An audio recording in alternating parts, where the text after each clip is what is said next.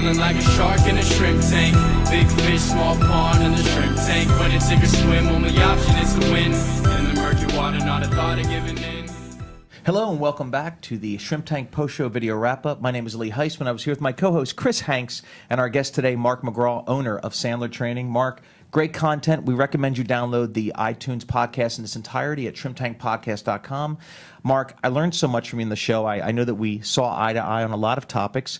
But for our listeners today, tell us about Sandler Training and what you do there.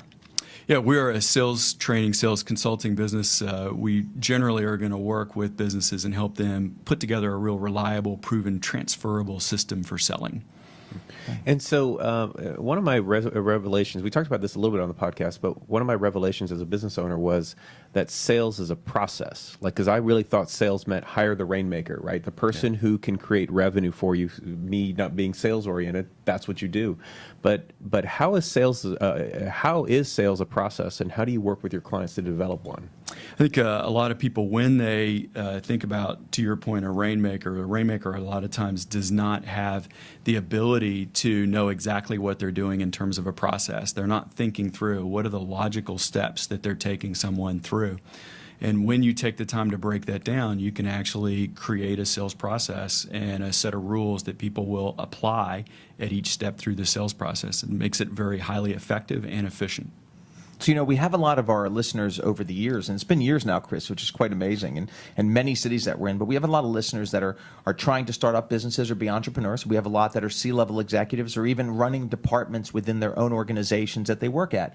And, you know, you gave a lot of input on success. So what would you recommend to our listeners about what are some foundations that your business offers to help them become more successful?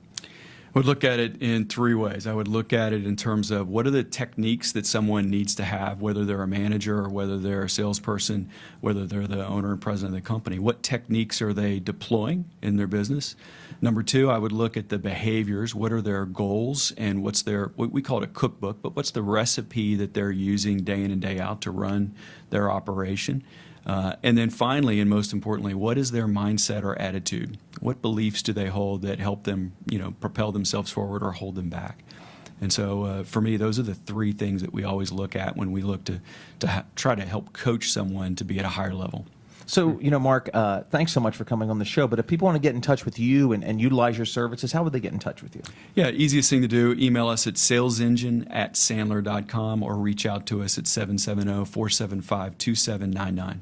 Wonderful. Well, you know, for you listeners out there, here's what's most intriguing. You have a highly successful entrepreneur like Mark who's training and building sales teams. And then if you listen to the podcast in its entirety, and I'm going to throw a plug out for you, he's also able to open another business called Gravitz with a Z that is on hundreds of thousands, tens of thousands of coolers and handles.